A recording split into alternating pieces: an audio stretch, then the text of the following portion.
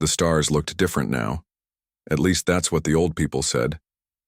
Kim Tae had never seen them any other way, always behind that faint purple glow that marked the edge of their prison. Kim stood at the large window of Earth Central Command, his hands clasped behind his back. At 53, his black hair now showed streaks of gray, but his eyes remained sharp. 300 years ago, aliens had come to Earth. They called themselves the Galactic Council. They said they wanted peace. They lied. "Father, the test results are ready," said a voice behind him. Kim turned to see his daughter, Park Ji. At 28, she had become one of Earth's best scientists. Her work might be their only hope. "Show me," he said simply. Park placed a tablet on the table. "The barrier has a pattern. Every 72 hours it weakens for 3 minutes. Not much, but it's something." Kim nodded. The quantum barrier that surrounded Earth's solar system had trapped humanity for 3 centuries. The aliens claimed it was for protection. Another lie. "Can we break through?" he asked. "Not yet, but we might be able to send a small probe. It would be our first look at what's beyond since great-grandfather's time." Kim touched the screen, looking at the data. His grandfather had told him stories about the day the barrier went up, how the council ships had arrived without warning, how they spoke of peace while building a prison. "Do it," he ordered, "but tell no one outside the team." 40 light-years away, on the gleaming world of Nexus Prime, Counselor Lee Han walked quickly through the grand halls of the Galactic Council. His heart beat fast, but his face remained calm. What he had discovered could get him killed. The council chamber was massive, with seats for representatives of 200 alien species. At the center sat High Counselor Vex, a tall being with pale blue skin and 6 fingers on each hand. Lee had once respected him, not anymore. "Counselor Lee, you seem troubled," said Vex, looking up from his console. Lee bowed slightly, hiding his disgust. "Just busy with reports, High Counselor." "Reports? About Earth, perhaps?" Vex's voice was smooth but cold. Lee froze. Did Vex know what he had found? The secret files? The real reason Earth had been locked away? "Nothing important," Lee replied. "Their containment remains secure." Vex nodded and turned away. Lee continued, walking, trying to appear normal. When he reached his office, he found his aide waiting. Yoon Soo was young and loyal. His family had served the council for generations, but his loyalty was to truth, not power. "Did you secure the files?" Lee asked quietly. Yoon nodded.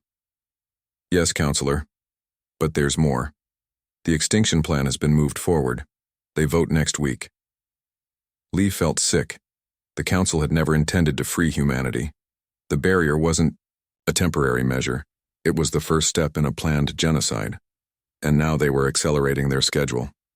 "We have to warn Earth," Lee said. "How?" "No message can penetrate the barrier," Yoon replied. "Then we'll have to go ourselves." Back on Earth, Kim Tae watched as his daughter's team prepared the probe. It was small, barely larger than a football, but it contained Earth's most advanced technology. "Launch in 5 minutes," Park announced. Around them, a team of engineers worked at control stations. Among them was Go Jin, Park's husband and the lead programmer for the mission. "If this works," Go said quietly to Kim, "what do we do with what we learn?" Kim looked at him sharply. "If the council has been lying to us all this time, we do what humans have always done when faced with those who would destroy them. Fight back," Go finished. Kim nodded. "For 300 years, we've built ships they don't know about, weapons they can't imagine. They think the barrier kept us weak. Instead, it gave us time to prepare." The countdown reached 0. The probe glowed blue, then shot toward the ceiling where a special chamber opened. In seconds, it had reached the edge of the barrier. Everyone held their breath.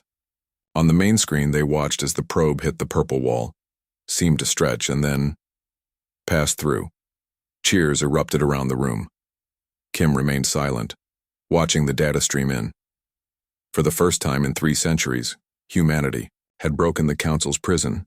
But what Park said next silenced everyone. "Father, the probe is detecting a ship. It's heading toward the barrier."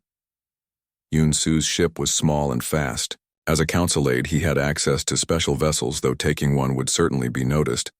But it didn't matter now. What he and Counselor Lee had discovered changed everything. "Course set for Sol system," he told the ship's computer. Behind him, alarms were already sounding on the station he had just left. They knew. The ship jumped to faster than light speed. Yoon clutched a small data crystal containing proof of the Council's crimes. Counselor Lee had stayed behind to delay the others and would surely be arrested, or worse. His sacrifice would not be wasted. 3 hours into his journey, warning lights flashed. Council security vessels were in pursuit. Yoon pushed his ship faster, the engines whining in protest. "Warning, engine overload imminent," the computer announced. "Just get me to Sol," Yoon muttered. When the Earth barrier appeared ahead, a purple sphere encasing an entire solar system, Yoon felt a moment of hope. But the Council ships were closing fast. He wouldn't make it. Then he noticed something strange. A section of the barrier flickered, just for a moment. A weakness? With nothing to lose, Yoon aimed directly for the flickering spot and diverted all power to engines. The ship shot forward, hit the barrier, and broke through with a violent shudder that threw Yoon against the controls, knocking him unconscious. Alarms blared throughout Earth Central Command. Kim Tae rushed to the main control room where Park pointed to the screen. "Something came through the barrier where our probe exited," she explained. "A ship, small, damaged." "Council?" Kim asked, his voice hard. "Unknown. But it's not attacking. In fact, it's drifting." Kim made a quick decision. "Intercept it. Bring it to lunar base. Maximum security." 6 hours later, Kim stood in a secure room on Earth's moon, looking through a window at the damaged alien ship. Teams in protective suits examined it carefully. One of them approached the main hatch and opened it. Inside, they found a single occupant badly injured but alive. To everyone's shock, he appeared to be Korean. "Impossible," whispered Kim. When medical teams stabilized the visitor, Kim entered the room. The stranger looked up weakly. "My name is Yoon-Soo," he said in perfect Korean. "I serve Counselor Lee Han of the Galactic Council. I've come to warn Earth. You are all in grave danger." He held out a small crystal. "The Council has been lying for 300 years. They fear humans. And now they plan to destroy you all." Kim took the crystal, his face grim. "They can try," he said quietly, "but they will fail." Outside the window, Earth glowed blue and green against the blackness of space, unaware that everything was about to change. 3 days after Yoon-Soo's arrival, Kim Tae stood in a large underground room that few people on Earth knew existed. Bright lights shone on a massive ship, its dark hull absorbing the light rather than reflecting it. Around it, hundreds of workers moved with purpose, making final adjustments. This was Vengeance, the first of Earth's secret fleet. For 200 years, humanity had built these ships in hidden facilities beneath the moon, Mars, and even under Earth's oceans. Now there were 500 of them, waiting.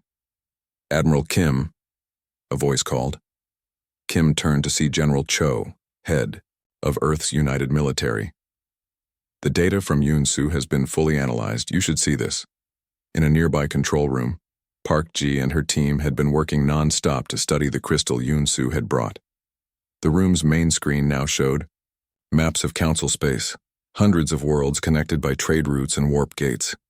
"The Council has grown weak," Park explained, pointing to certain systems.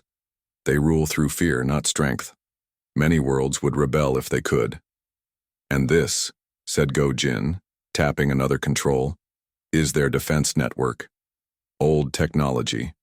Nothing like what we've developed." Kim studied the display. 3 centuries isolated from the galaxy had forced humans to innovate in ways the Council never imagined. Their ships used different principles. Their weapons operated on physics the Council barely understood. "What about the barrier?" Kim asked. "Can we break it completely?" Park nodded. "Yoon-Soo's ship damaged the section it passed through. The barrier is already weakening. With the resonance technology we've developed, we can create a gap large enough.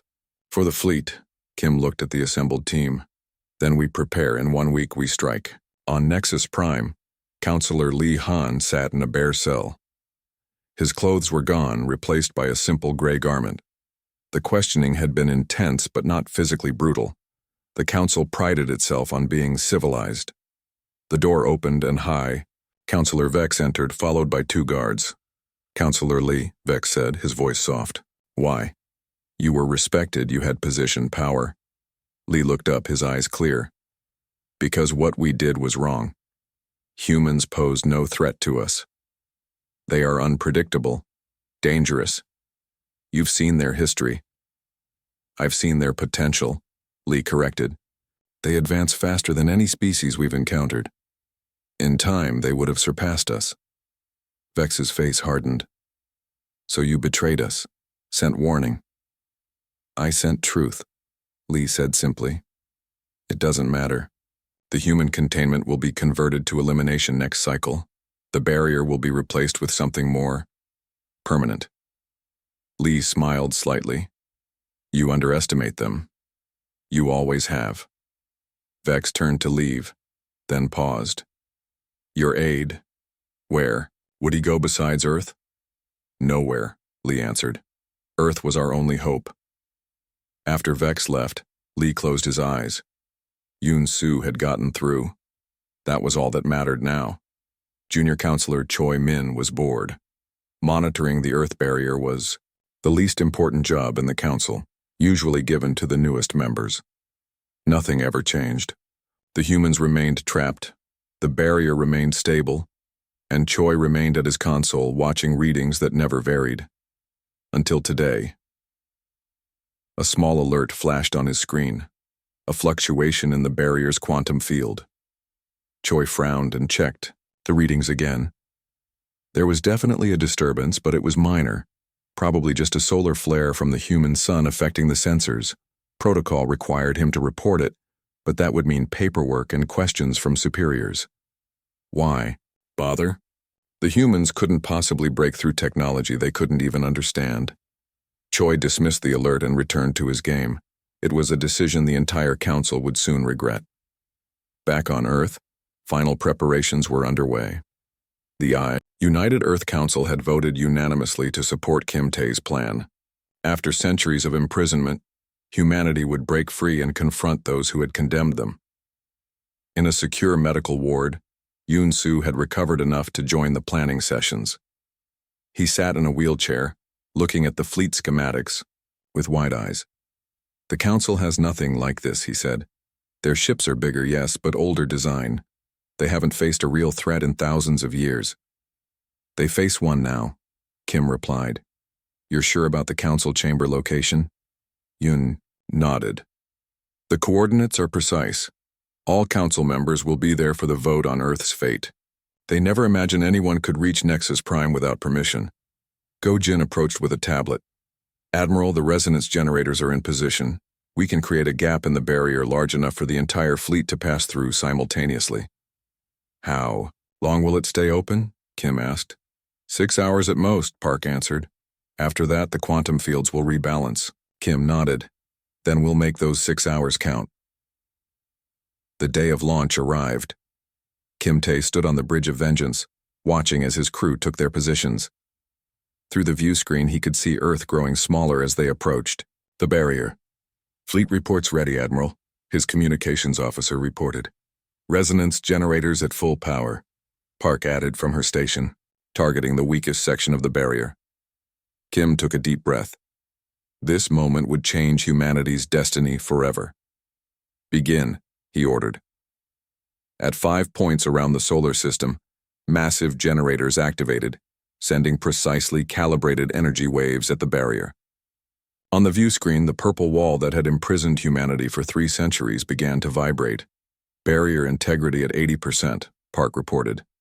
70%. 60%.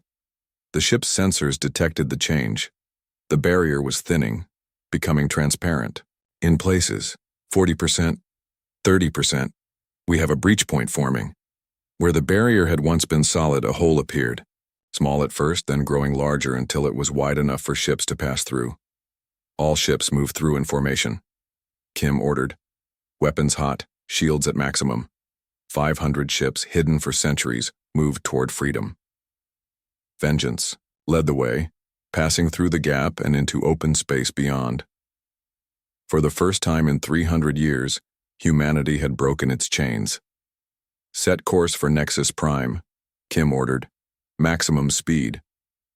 As Earth's fleet accelerated to faster than light, travel sensors on distant Council worlds began to register an unexpected energy surge. But by the time the alarms reached Nexus Prime, it would be too late. On the Bridge of Vengeance, Kim looked at an image of Counselor Lee provided by Yoon Soo. "We're coming," he promised quietly. "Hold on." Beside him, Park stared at the stars. True stars, without the purple tint of the barrier. They were beautiful and terrifying in their freedom. "The Council thinks they know humans," she said softly. "They're about to learn how wrong they are." Kim nodded. "They imprisoned us, thinking they were protecting themselves. Instead, they gave us time to become something they couldn't imagine." Ahead, the stars streaked by as Earth's vengeance hurtled toward those who had condemned them. The Galactic Council chamber was the largest room on Nexus Prime. Curved walls rose hundreds of meters to a clear dome that showed the stars above. 200 seats arranged in rising circles faced the central platform, where High Counselor Vex now stood. "The next item concerns Earth containment," Vex announced to the assembled representatives. "After 3 centuries, the experiment has failed. The humans show no signs of developing the peaceful nature required for galactic citizenship." Murmurs spread through the chamber. Most council members had forgotten about Earth, a small world in a distant part of the galaxy. "I propose we convert the containment barrier to elimination mode," Vex continued. "A quick, painless end to a species too, violent for their own good." Junior Counselor Choi Min shifted uncomfortably in his seat. The alert he had ignored 3 days ago now seemed important. But speaking up would mean admitting his mistake. He remained silent. "We will vote on this matter at the end of today's session," Vex said. Now, regarding trade disputes in the Orion sector, a loud alarm cut him off. Red lights flashed around the chamber. "What is the meaning of this?" Vex demanded. A council security officer rushed to his side.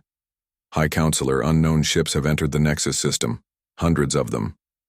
"Impossible," Vex said. "No fleet that size could approach without detection." "They did not use the warp gates," the officer explained. "They appeared at the system edge using an unknown faster-than-light method. The chamber's large display activated, showing the approaching fleet. The ships were unlike any the Council had seen. Darker, sleeker, with no visible engine emissions. "Open communications," Vex ordered, his voice steady despite his growing fear. The display changed to show a human male. His dark hair was touched with gray and his eyes were hard.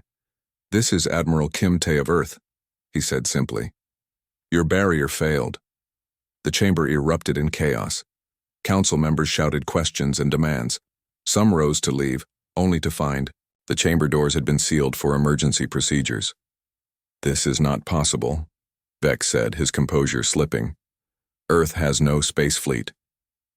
"You thought the barrier would keep us weak," Kim replied.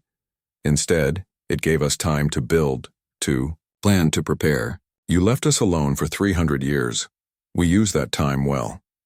Vex straightened, trying to regain control. "Whatever primitive vessels you've constructed are no match for Council defenses. Return to your world immediately, and we may show mercy." Kim's expression didn't change. "We intercepted your planned vote. We know you intended to eliminate us today. There will be no return, and we are not here for your mercy." On cue, several human ships moved forward. The Council's orbital defenses activated automatically, firing energy weapons at the approaching vessels. To everyone's shock, the beams seemed to bend around the human ships, missing completely. "Phase shift shields," Park Ji explained, appearing beside her father on the screen. "Your weapons are based on technology we surpassed a century ago." To demonstrate, 3 small human ships fired at a Council defense platform. Their weapons made no visible beam. Instead, the platform simply fell apart, its molecular bonds severed. In the council chamber, panic began to spread. "What do you want?" Vex demanded, his voice now shaking. "Justice," Kim answered. "Surrender the council members who voted for Earth's imprisonment 3 centuries ago and those who voted for our elimination today. That would be half the council." "Yes," Kim agreed. "It would." On the Bridge of Vengeance, Kim ended the transmission. Around him, his crew worked with calm efficiency. The fleet had taken up positions surrounding Nexus Prime, cutting off all escape routes. "Council defense ships are mobilizing," reported his tactical officer. 40 vessels approaching from the moon bases. "Disable their engines only," Kim ordered. "No unnecessary deaths." Park G monitored the sensors at her station. "Father, I'm detecting unusual activity in the council chamber. Someone is trying to access their emergency systems." Kim frowned. "Can you identify who?" "Not precisely, but it's coming from a junior position, not the main council seats." "Keep monitoring," Kim ordered. "It could be a trap, or it could be help." "Admiral," Yoon-soo called from his communication station. "I'm receiving a coded transmission on a diplomatic channel. It's using Counselor Lee's personal cipher." "Put it through," Kim ordered. A young face appeared on a small screen. The alien looked similar to Yoon-soo, with features that would pass for Korean on Earth. "I am Junior Counselor Choi Min," he said quietly, glancing over his shoulder. "I can help you." "Why would you help us?" Kim asked. "Because I made a mistake," Choi admitted. "I saw the warning when your ships broke through the barrier. I ignored it. Now Vex will blame me for not alerting them." "What are you offering?" "Control, codes for Nexus Prime's defense grid, and something more valuable. The location of Counselor Lee Han. He's alive, being held in the detention level below the council chamber." Kim glanced at Yoon-soo, who nodded in confirmation. The codes Choi provided matched the format of council security protocols. "Very well," Kim said. "Transmit the codes. In return, you have my word that you will not be harmed." In the council chamber, Vex tried desperately to maintain order. "Activate planetary shields," he commanded. "Launch all available ships." "The shields aren't responding," a technician reported. "Someone has entered override codes." Vex's pale blue skin darkened with anger. "Find out who is responsible and execute them immediately." But it was too late.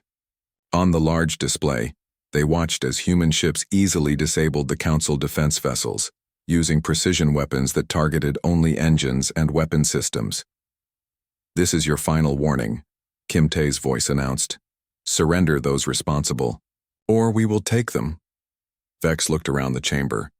Fear had replaced the earlier confidence on most faces. Some council members were already pointing at others, trying to shift blame. "We will not be dictated to by primitives," Vex declared. "The council has ruled the galaxy for 10,000 years. We will not surrender to—" His speech was cut short as the chamber's lights flickered. The clear dome above suddenly darkened, and a series of small objects fell through, landing throughout the room. Before anyone could react, the objects released. A pale gas, council members began collapsing in their seats, not dead but unconscious. Through the gas walked figures in dark armor, their faces hidden behind masks. They moved with purpose, checking each unconscious council member against images on their wrist displays. In less than 10 minutes, they had identified and secured 54 council members, exactly those who had voted for Earth's imprisonment and planned extinction. On the Bridge of Vengeance, Kim Tae received the confirmation. "Target secured, Admiral. Extraction team is proceeding to the detention level for Counselor Lee." Kim nodded. "Well done. Bring them to the ship." Park Ji looked at her father. "The council never expected this, did they? That we could fight back. That we could win." "They saw our past and judged us too violent," Kim replied. "They never understood that the same strength that made us fight each other could be turned outward to protect ourselves." On the main screen, they could see their teams returning to the ships, prisoners in tow. Among them was a thin figure being supported by 2 soldiers, Counselor Li Han, weak but alive. The first phase of humanity's plan was complete. But the hardest part was still to come. 3 days after the attack on Nexus Prime, ships from across the galaxy began to arrive. Not council vessels, but representatives from worlds that had long suffered under council rule. Word had spread quickly. The unbeatable Galactic Council had been defeated by humans, a species most had never even heard of. On board Vengeance, Admiral Kim Tae looked at the growing number of alien ships on the display. "How many now?" he asked. 32 different worlds, Park Ji replied, each asking to speak with Earth's leaders. In the ship's medical bay, Counselor Li Han was recovering. His time in council detention had weakened him, but his spirit remained strong. Beside his bed sat Yoon Soo, his loyal aide. "I never thought I would see this day," Li said, looking out the viewport at the gathered ships. "The council has ruled for so long, many worlds forgot there could be another way." Kim entered the medical bay. "Counselor Li, we need your advice. What should we do with these representatives? And with the council members we've captured?" Li considered this. The council was not always corrupt. In the beginning, thousands of years ago, it was created to prevent wars between worlds, to share knowledge and resources, but power held too long always corrupts. "We could destroy the council completely," Kim suggested. "End their rule forever." Li shook his head. "The galaxy needs some form of governance. Without it, there would be chaos, maybe war. What it needs is not destruction, but transformation." In a holding area aboard Vengeance, High Counselor Vex and 53 other council members sat in simple cells. Not harsh or cruel, but secure. Vex had not spoken since his capture, his pride too great to acknowledge defeat. Guard Park Min approached the cell. "The Admiral wants to see you." Vex was led to a conference room where Kim Tae waited. Through the viewport, Vex could see hundreds of human ships surrounding Nexus Prime. "Have you come to gloat?" Vex asked, his voice bitter. "No," Kim replied. "I've come to understand." Vex looked surprised. "Understand what?" "Why you feared us so much that you were willing to kill an entire species." Vex was silent for a moment. Then, surprisingly, he answered honestly. "Your rate of advancement. No other species we've encountered develops technology so quickly. In the short time we observed Earth before the containment, you went from primitive flight to space travel. The projections showed that within 500 years you would surpass us. And that was enough to condemn us? Some of us argued for partnership, but the majority feared what humans might become." Vex looked out at the fleet. "It seems their fears were justified. We became this because of what you did to us," Kim said, "not because it was our nature." Vex had no answer for that. On the bridge, Park Ji made a discovery. "Father, I've been analyzing the data from Nexus Prime's computers. There are other barriers like the one around Earth. 7 other species have been contained." Kim looked shocked. "The Council has done this before?" "Yes. All species that develop too quickly. Some have been imprisoned for thousands of years." Kim's face hardened. "Find the coordinates for these barriers. We're going to free them." Junior Counselor Choi Min, who had been granted limited freedom on the ship, stepped forward. "I can help with that. I have access to the containment protocols." "Why would you help more species escape?" Park asked. Choi looked down. "Because what we did was wrong. I didn't see it until now, but locking away entire worlds just because we feared them, that isn't the purpose the Council was created for." 1 week later, representatives from the 32 worlds gathered in the Council chamber on Nexus Prime. The room had been cleaned, but still showed signs of the human attack. At the center, where High Counselor Vex once stood, Admiral Kim Tae now addressed the assembly. 300 years ago, Earth was imprisoned by the Galactic Council. We were not the first. We have discovered 7 other worlds similarly contained, and we have sent ships to free them. Murmurs spread through the crowd. The Council ruled through fear. They saw difference as threat. They saw innovation as danger. This cannot continue. A tall representative from a world called Tarn stood. "What do you propose, Admiral?" Will Earth now rule in the Council's place? No, Kim said firmly. Earth has no desire to replace one tyrant with another. We propose a new alliance, equal voices, shared knowledge, true cooperation. And the Council members? Asked another representative. Those who directly participated in the imprisonment of worlds and planned genocide will face justice. The others will be given a choice: join the new alliance as equals, or return to their worlds in peace. Kim gestured, and screens around the chamber activated, showing the 7 contained worlds being freed by human ships. On each world, people looked up in wonder as the barriers that had imprisoned them for generations finally fell. This is the beginning of something new, Kim continued. Not council rule, but galactic partnership. 2 months later, Park Ji stood, with her father on a viewing platform on Nexus Prime. Below them, the new Alliance headquarters was being built on the foundations of the old council building. 39 worlds have joined already, she said, including all 7 that we freed. Kim nodded. And Earth? The Earth Council voted yesterday. We will join as founding members. Kim looked out at the stars. For 3 centuries, his people had been prisoners. Now they were architects of a new era. What about Vex and the others? Park asked. They will stand trial. Not for revenge, but for justice. The new alliance's first act will be to establish fair courts where even the most powerful must answer for their crimes. A ship approached the platform. On board was Go Jin, Park's husband, returning from a diplomatic mission to one of the newly freed worlds. They were much like us, Go reported after landing. Imprisoned for centuries, building in secret, preparing, but they never found a way through their barrier. They would have eventually, Park said.